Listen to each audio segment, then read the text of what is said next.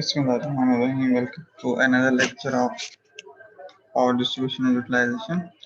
So we were discussing regarding the tests of the transformer. So let's move to that. First of all, I will show you the transformers. Just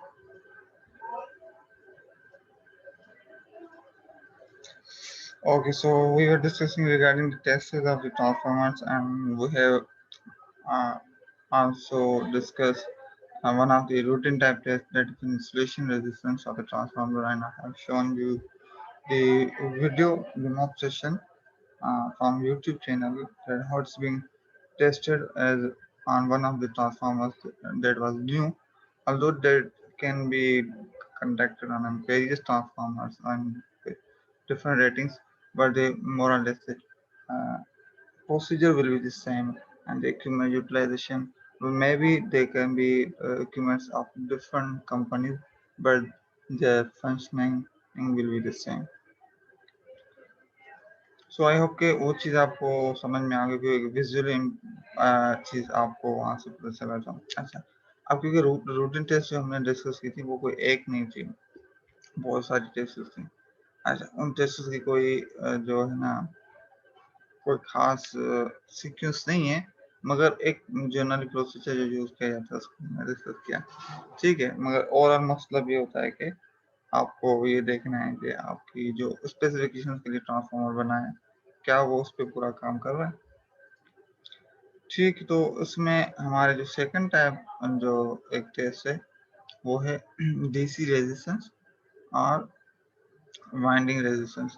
DC resistance और winding resistance means कि आपका जो transformer है उसकी जो windings उसमें लगी हुई हैं उसकी रेजिस्टेंस बल्कि हमें चेक करनी है। ट्रांसफार्मर टेस्ट पर्पज क्या होता है कि ट्रांसफार्मर वाइंडिंग रेजिस्टेंस में है to check any abnormalities like loose connection, broken strands, and high contact resistance in tape changers. To calculate the I score or losses in transformer. To calculation of winding temperature at the end of the temperature rise test of transformer. अच्छा, तो मतलब ये overall हमें इससे ये पता चलता है कि आपकी जो रेजिस्टेंस है कि रेजिस्टेंस उसकी पहली बात तो कितनी है, और उससे एक दूसरी चीज़ भी ये पता चलती है कि कहीं भी उसमें नॉर्मलिटीज होती हैं या कहीं भी टूटी हुई है कहीं वो, तो उससे आपको रेजिस्टेंस से आइडिया हो जाता है। क्यों? क्योंकि जब आपके पास एक वायर जो नॉर्मली हम मल्टीमीटर जो लैब में यूज़ करते थे, तो अगर उसमें कहीं भी कोई ब्रेक वगैरह होता है तो उसकी रेजिस्टेंस हाई होती है, तो इसका मतलब है कि आपके पास वो ब्रेक हुई है या उसमें कोई इशू है या ठीक है। तो यहाँ इसमें अगर कोई और हाई रेजिस्टेंस कांटेक्ट आ जाता है या कोई इशू आता है तो रेजिस्टेंस बढ़ जाती है, उससे हमें आइडिया हो जाता है। और ये टेक्निक्स जो है ना आपकी दूसरे फॉल्ट एनालिसिस वगैरह में वो भी बहुत यूज होती है। तो ओवरऑल इसके बहुत फायदे हैं। रेजिस्टेंस सिर्फ जस्ट कैलकुलेट करने के लिए सिर्फ इसलिए नहीं होते कि बस हमें आपको नंबर पता चलेगा, और उसके बारे में ओवरऑल इंफॉर्मेशन अच्छी खासी मिलती है कि आपकी वो बाइंडिंग किस स्टेटस में है इस वक्त।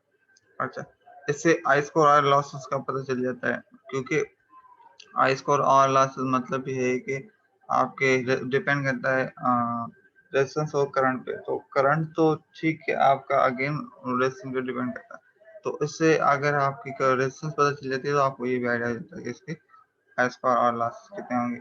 अच्छा, क्योंकि रेजिस्टेंस की वजह से टेम्परेचर में इंक्रीमेंट आती है, तो इस वजह से एक फायदा ये भी होता है डीसी रेजिस्टेंस का कि आप जब टेम्परेचराइज टेस्ट करते हैं ट्रांसफार्मर की, उसमें आपको आइडिया हो जाता है कि ये रेजिस्टेंस है ना ये कितना राइज होगा, कितना टाइम चलेगा। तो ये सब चीजें एसोसिएटेड हैं रेजिस्टेंस से, तो ये जो है आपको इन चीजों का पता चलता है। अच्छा, ठीक है, रेजिस्टेंस के लिए क्या मल्टीमीटर जो हमारे होते हैं इस तरह के वो सारी बात है, हाई वोल्टेज के हिसाब से हैं वो तो ज्यादा हाई प्रिसिशन वाले चाहिए। ठीक है, ताकि आपको सही चीज इंफॉर्मेशन मिल सके। इसमें कौन कौन सी चीजें हैं, एक आपके पास व्हीटस्टोन ब्रिज एक फेमस है, और या डीसी रेजिस्टेंस मीटर जो ये भी यूज होते हैं। अच्छा ये जो मैं यहाँ पे ना कुछ मेथड्स बताए हुए हैं कि ठीक उसका प्रोसीजर भी लिखा हुआ है। अब दो मेथड्स हैं, Kelvin bridge method for measuring of winding resistance, और दूसरा मेथड है आपके पास current voltage method of winding resistance. मतलब ये ओवरऑल दोनों जो मेथड्स हैं ये डिफरेंट तरीके से एक आपको सिर्फ रेजिस्टेंस मेयर करने के लिए यूज होता है। सो ये ऐसे नहीं है कि जो मेथड्स कोई एक है, मगर हमारा जो ओवरऑल मकसद ये होता है कि आपको रेजिस्टेंस का पता चल जाए। ठीक, ये पूरा प्रोसीजर है जो कि मैं ज़्यादा डिस्कस नहीं कर रहा हूँ, अगर ये मैं आप लोगों के साथ शेयर कर दूंगा। आप इसको देखिए, इन चीज़ों को आप पढ़ लीजिएगा ताकि आप लोगों को इस चीज़ का आइडिया हो जाए। अच्छा, मुश्किल नहीं है क्योंकि ये ब्लेस में हम जो करते हैं तो वो उन्हीं चीज़ों को एक प्रॉपर तरीके से बताया हुआ है। अच्छा, एक another test again that's only 10 ratio और वोल्टेज रेशियो टेस्ट, क्योंकि 10 और वोल्टेज का आपस में रिलेशनशिप है वो डायरेक्ट है, जो हमने ट्रांसफार्मर की टेस्ट वगैरह में देखा था। तो इस वजह से ये जो आपके पास दोनों, इसका नाम या तो वोल्टेज रेशियो होता है या 10 रेशियो होता है। ठीक है। अच्छा, 10 रेशियो के पर्पज क्या है? अब पर्पज तो बहुत सारे हैं। एक तो ये कि 10 ratio and voltage ratio test are done in transformer to find out the open circuit trends या short circuit trends in transformer winding. मतलब ये कि वाइंडिंग में है ना, ये जो वाइंडिंग होती है इसके ट्रेंड्स जो होते हैं जिस वजह से उसका नाम है, या तो कोई ओपन हो या कोई शॉर्ट हो, इन दोनों केसेस में आपको ये भी पता चल जाए। The voltage ratio is equal to the turn ratio in a transformer, जिस तरह डायरेक्ट रिलेशनशिप मैंने आपको बता दिया था। Using this principle, turns ratio is measured with the help of turns ratio meter. If it is correct, then the voltage ratio is assumed to be correct. अगर मैं लो turn ratio सही है तो ये इसका मतलब है कि आपका वोल्टेज रेशियो भी सही है, ये अज्यूम किया जाए। दिस टेस्ट भी should be made for any new high level power transformer at a time it is being installed. ये हमेशा की जाती है, जरूरी है। with use of turn ratio meter ratio between high and low winding at various steps to be measured and recorded। अच्छा, TTR जो 10 ratio metre है, इसकी जो डिफरेंट टैपिंग्स में जिस तरह हमने डिस्कस किया था लास्ट प्रीवियस वीडियोस में, ये जो टैपिंग्स में आपके पास क्योंकि नंबर ऑफ टर्न्स चेंज हो रहे होते हैं, तो आपको टैपिंग की हर लेवल पे इसकी जो है वाइंडिंग जो टर्न रेशियो टेस्ट लेना लाजमी है, क्योंकि हो सकता है आपकी जो पहले टैपिंग पे आपके पास एरर ना हो, अगर आप टैपिंग 2 पे मूव करें और उसकी वाइंडिंग में एरर हो, तो इस तरह के केसेस में आपके पास ना हर लेवल पे करना लाजमी है। ठीक है, तो ये जो बाकी चीजें जो हमारी वही हैं, जो formula R is equal to 1 test equipment again वही वी स्विच ब्रिज या टीटीआर टू एनर्जी से transformer from low voltage supply and measure the high voltage low voltage. ठीक है, टीटीआर एक ट्रांसफार्मर है, अगेन इसके भी डिफरेंट मेथड्स हैं। एक तो ये कि प्रोसीजर में क्या है कि आप टीटीआर होना चाहिए। TTR ratio can be done by transformer ratio test can be done by TTR meter. It is build power supply with voltage commonly used being very low such as 8 10 hour and 50 hertz. मतलब TTR का जो voltage होता है 8 10 और 50 hertz के दरमियान आपका वो होता है, और उससे वो रेजिस्टेंस मेजर करता है। ठीक है, अब उसके बाद क्या है कि high and low voltage windings of one phase of a transformer that is R Y and I R are connected to the instrument and the internal bridge elements are varied to produce a null indication on the detector। ठीक है, detector पे जो है आपके पास नल indication मतलब zero indicator show कर रहा हो, उस किसी एक फेज में उसको कनेक्ट करते हैं जो प्राइमरी और सेकेंडरी साइड के। फिर उसके बाद हर टैप पे उसकी जो है वैल्यू जो नोट की जाती है और उसको कंपेयर किया जाता है। अच्छा, अब इस चीज को ना मैं आपको दिखाने की कोशिश करता हूँ यूजिंग दी वीडियो, ताकि आप चीजों को ठीक है वो क्लियर हो जाए। अच्छा, उसके बाद ओके, तो ये है, हम देख रहे हैं एक वीडियो है जिसमें वो ट्रांसफार्मर की ट्रेंड रेशियो टेस्टिंग कर रहे हैं, जिसमें आप देखेंगे टीटीआर भी देखेंगे इसी में। पहले तो देखो लो एंडिंग और जो हाई, मतलब जो high voltage side and low voltage side, जिसमें उसने बताया था ना कि पहले में ये दोनों साइडों पे आपको वो लगाना है, उसके क्लिप्स लगाना है। अच्छा, ये दोनों जो है आपको इसमें, ठीक है, ये लग गए। अब ये मल्टीमीटर में उसको, मल्टीमीटर नहीं सॉरी, इसको टीटीआर कहते हैं, जिसका ना आप नाम से आइडिया हो रहा होगा, ये जो लिखा हुआ है ना, transformer turn ratio.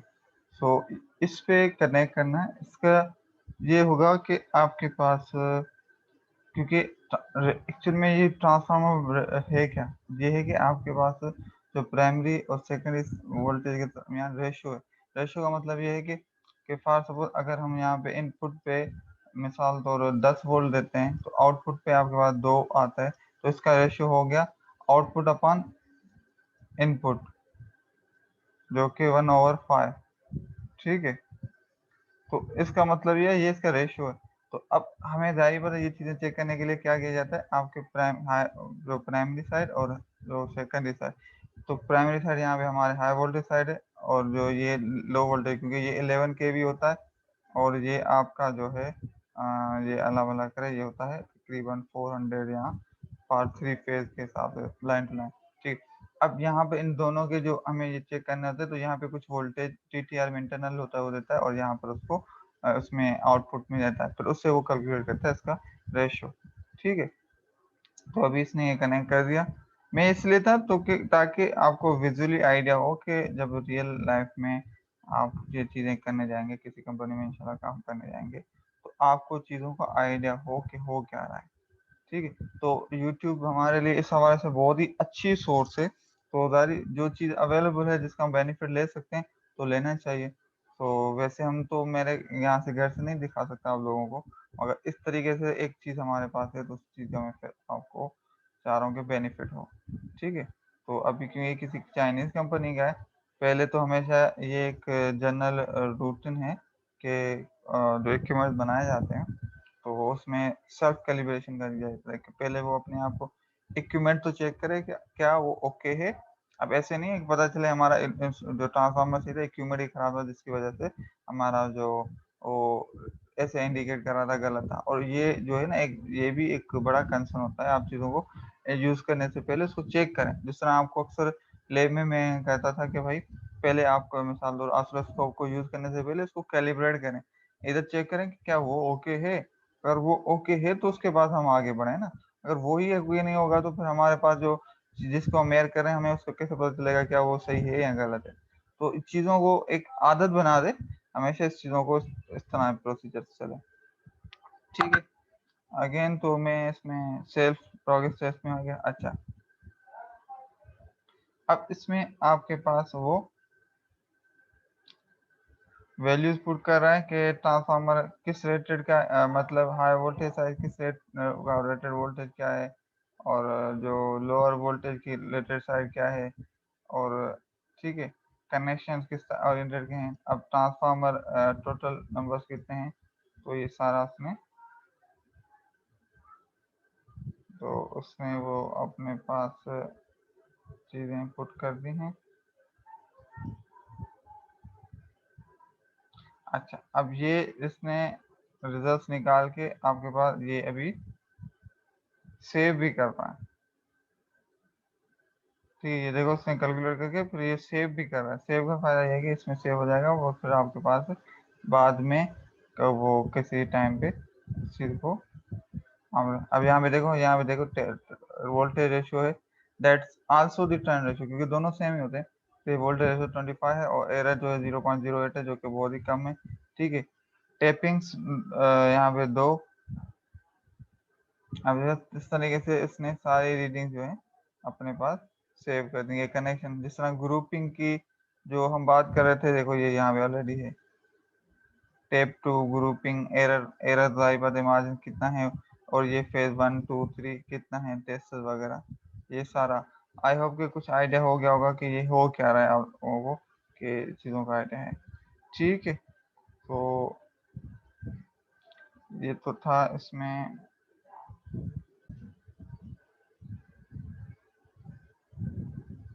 Okay, so another test of the transformer that's called the polarity और वेक्टर ग्रुप टेस्ट।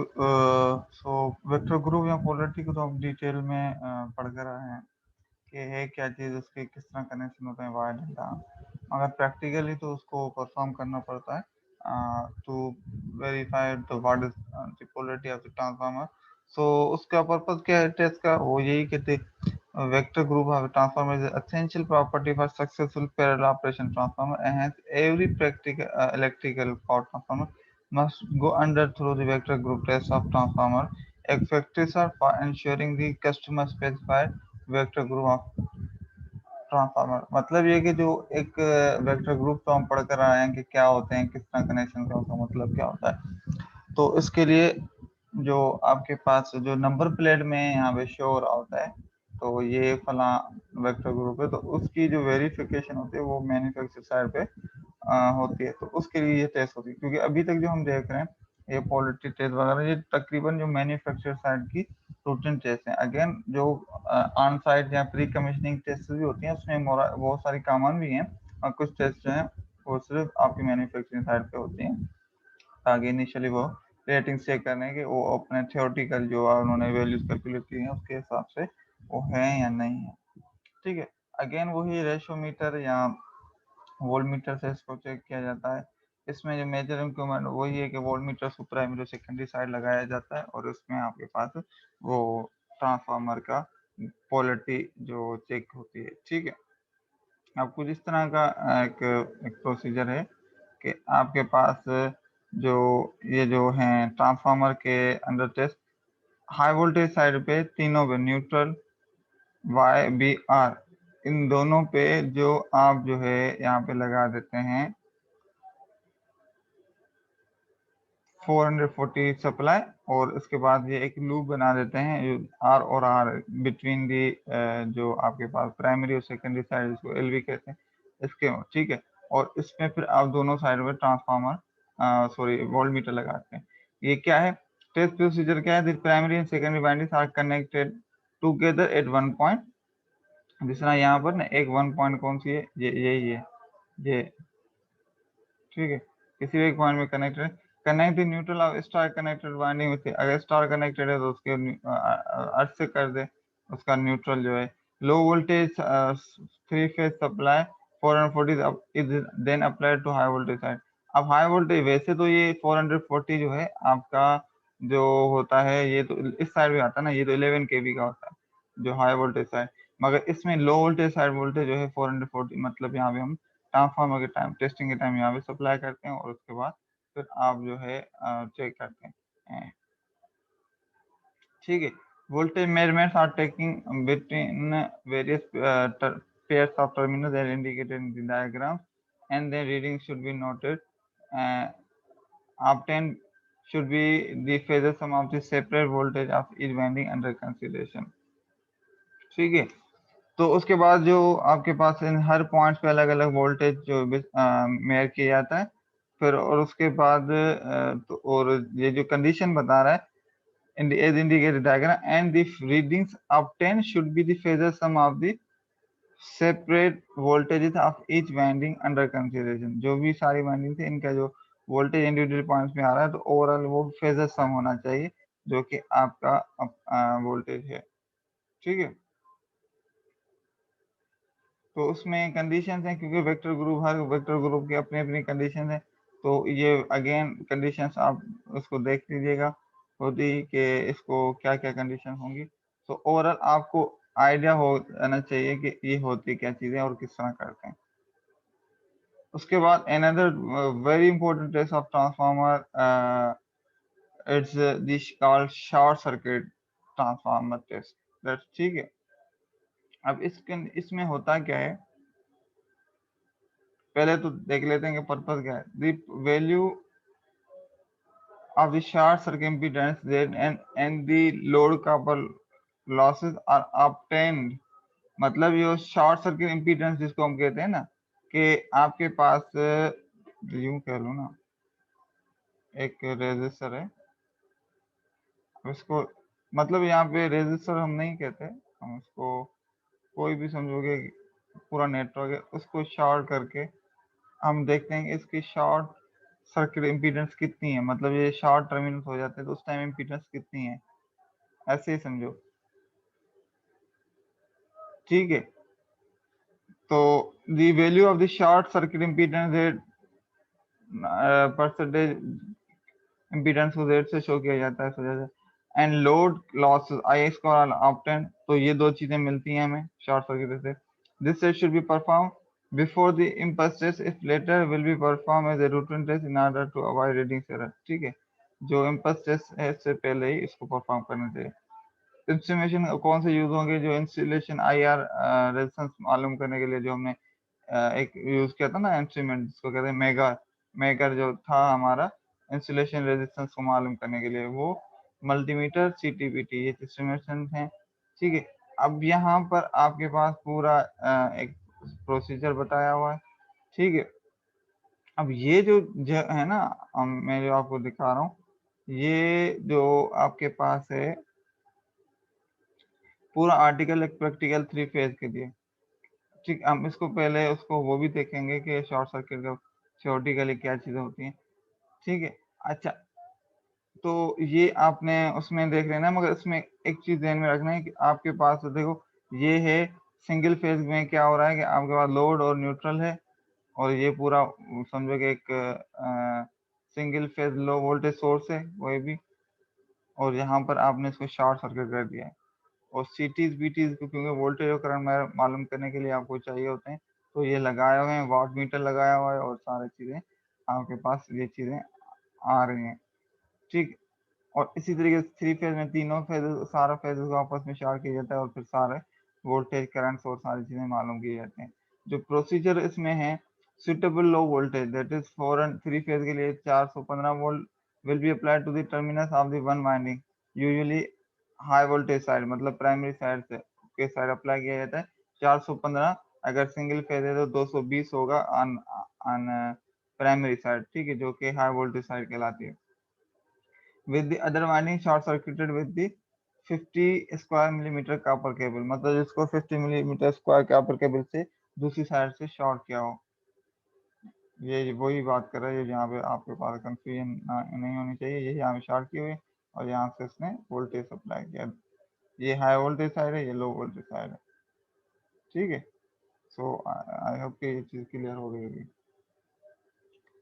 अच्छा, उसके बाद क्या है, the apply voltage is adjust to pass the needed current in the primary or secondary in order to stimulate condition nearest to full load. It is customary to pass 100%, 50% or at least 25% of full load current. ठीक है, वो अपनी मर्जी है कि फिर उसमें क्या करते हैं हम वोल्टेज को जो क्या कहते हैं कि एडजस्ट करते हैं to pass the needed current the primary in order to stimulate the condition nearest to full load. मतलब ये है कि जब आपके पास फुल लोड होता है तो आपके पास मैक्सिमम करंट कंज्यूम हो रहा होता है। तो अब समझो कि फुल लोड इतना है कि शॉर्ट सर्किट पे जितना करंट आपके पास कंज्यूम होता है, क्योंकि सबसे ज्यादा करंट जो मैक्सिमम कब कंज्यूम होता है, जब आपके पास शॉर्ट सर्किट हो, क्योंकि उसमें सबसे ज्यादा मैक्सिमम करंट होता है। तो आप जो है अपने वो फुल लोड के हिसाब से जितना भी ट्रांसफार्मर का जो फुल लोड कैपेसिटी के हिसाब से आप उसमें वोल्टेज एडजस्ट करेंगे, जिसके प्राइमरी साइड पे आपके फुल लोड जितना वो करंट पास हो। वो अब आपकी मर्जी है कि फुल लोड का 25% के हिसाब से करते हैं, 50% या 100%। अब फॉर सपोज आपका ट्रांसफार्मर ये है, ये फुल लोड पे मतलब ये है कि इसका है 1000 एम्पियर, मैं इसको सपोज कर रहा हूँ। ठीक है, अब आपने वोल्टेज, क्योंकि वो तो लोड की कोई ना कोई रेजिस्टेंस होती है, मगर शॉर्ट सर्किट करते हैं तो ऑलमोस्ट जो रेजिस्टेंस जो होती है वो जीरो के बराबर होती है। आइडियली तो नहीं होती है, मगर फिजिकली फिर भी थोड़ी बहुत होती है। ठीक है, अब हाँ, वो 1000 वोल्टेज है इसका फुल लोड कैपेसिटी। अब आपने 400 वोल्ट यहाँ पे अप्लाई किया और आपने इसको शॉर्ट कर दिया। अब आपकी मर्जी है कि आप इसको 1000 के 25 मतलब 250 एम्पियर के हिसाब से रख के टेस्ट करते हैं, कैलकुलेशंस करते हैं, या 500 के हिसाब से या फुल 1000 के हिसाब से। वो एडजस्टमेंट आप इस वोल्टेज से करेंगे। तो वो चीज़ बताई हुई है कि आप लोगों को यहाँ पर इस तरह एडजस्ट करना है कि यहाँ पर फुल लोड या के का जो भी कुछ परसेंटेज है उसके हिसाब से करंट आ जाए। ठीक है, इससे अगेन जो हम चीज़ देख रहे हैं ना कि इम्पीडेंस देख रहे हैं कि लोड लॉसेस मतलब जब फुल आपके पास लोड हो तो उस टाइम क्या इम्पैक्ट पड़ता है। Voltage to be increase gradually till the current energize winding reaches the required value. ठीक है, इस तरह स्लोली वोल्टेज बढ़ाते जाना जब तक कि जो एनर्जाइज जो आपकी वाइंडिंग्स में करंट इतना आ जाए जितना आपको रिक्वायर्ड हो, मतलब 50% या 100% आपकी rated current. Mayor the three phase line currents at all position if the tape switch is on end of circuit tape switch the supply has to be disconnected before changing the tape. A constant trend in the increase or decrease of current as the case may be confirm the healthiness of transformer. Simple सी बात है कि जब आप अगर load जो tape changes लगे होते हैं ना, टेप चेंजेस को आधा आप जब चेंज करना हो तो उसको पहले सप्लाई को बंद करके चेंज करके फिर दोबारा कनेक्ट करें, ऐसे डायरेक्टली नहीं कर सकते।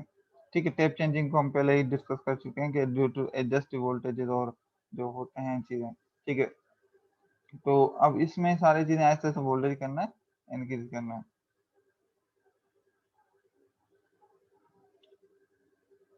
तो अच्छा, यहाँ पे हमारे पास जो क्या कहते हैं कि करंट वोल्टेज और पावर की सारी रेटिंग्स लेनी है और उससे आपको उन चीज़ों का पता चल जाएगा। और थ्री फेज के लिए फिर वही जो है क्या कहते हैं कि अगेन वही सारे शार्ट कर देने हैं आपस में, अप्लाई वोल्टेज करना है जो एलवी साइड का है और उसमें वोल्ट मीटर करंट मीटर सारे लगा के उनकी वैल्यू चेक करनी है। ठीक, ये सारा प्रोसीजर है, तो इस चीज़ को फॉलो किया जाता है। इसका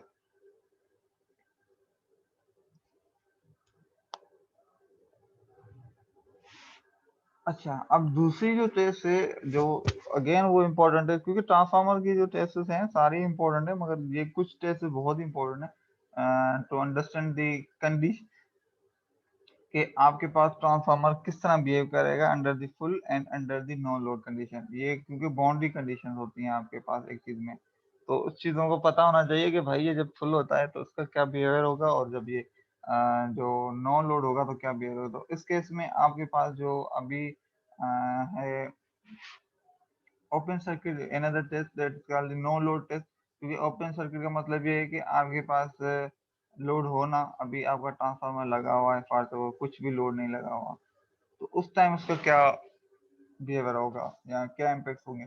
इन this case the value of no load power and the no load current are measured at rated voltage and frequency. ठीक है, तो अगेन इसमें power analyser volt meter ammeter watt meter सारी चीजें चाहिए होती हैं। ठीक, इसमें आपके पास जो क्या कहते हैं test procedure is test is perform at rated frequency मतलब 50 हर्ट्ज पे, तो क्योंकि रेटेड फ्रीक्वेंसी पाकिस्तान में तो 50 हर्ट्ज है और शायद यूरोप के अमेरिका वगैरह में कुछ मालिक में 60 हर्ट्ज है, मगर उनके वोल्टेज फिर कम है, उनके 120 है, हमारे 220 और 50 हर्ट्ज है। ठीक, three Fes el the voltage of 400 applied on the high voltage side of the power transformer keeping LT open। ठीक है, तो लो टर्मिनल वोल्ट जो थ्री फेज का जो LT वोल्टेज है of applied on HV side of the transformer keeping the LT side open. मतलब ये है कि जिस तरह यहाँ पर है ना, अगेन ये शॉर्ट सर्किट किया और अब इसको ओपन कर दो और उस टाइम फिर करंट और वोल्टेज निकालो और सारी रेटिंग्स निकालो, तो आपको पता चल जाएगा कि क्या है। पूरा ओवरऑल प्रोसीजर यही है। ठीक,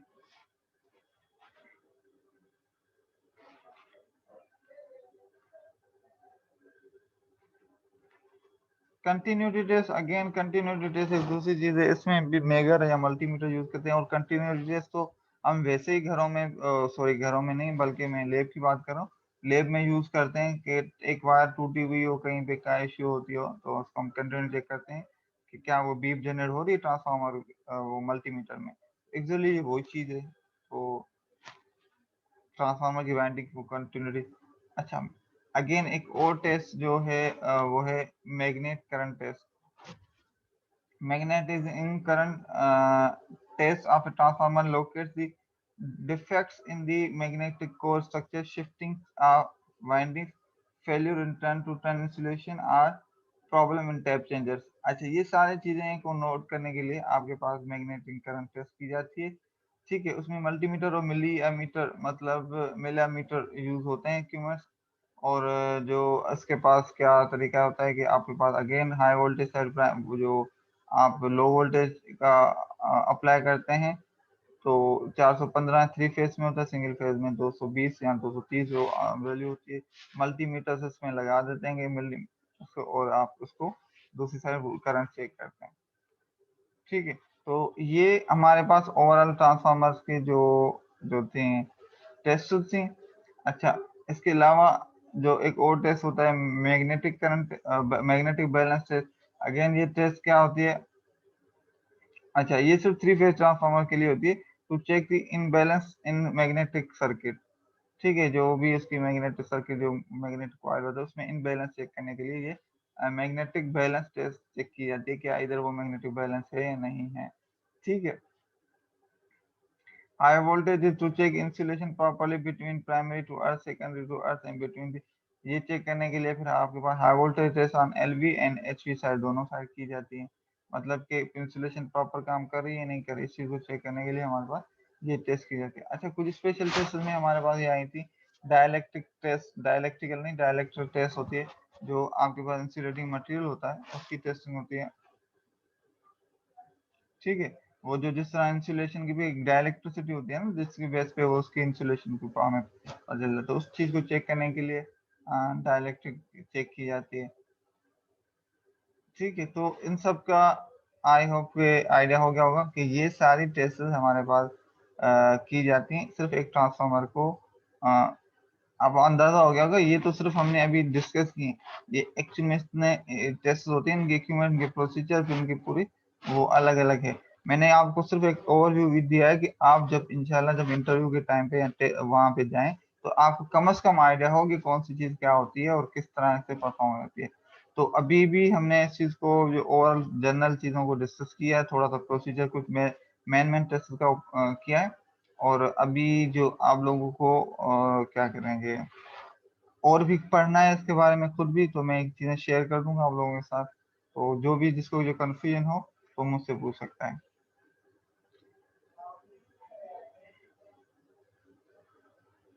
अगर सब चीजें क्लियर हैं तो फिर ये चीज मैं यहीं पे इस लेक्चर को यहीं पे एंड करते हैं, और फिर इंशाल्लाह फिर हम नेक्स्ट लेक्चर में आएंगे, फिर हम रेगुलेशन और इन चीज़ों को डिस्कस करेंगे।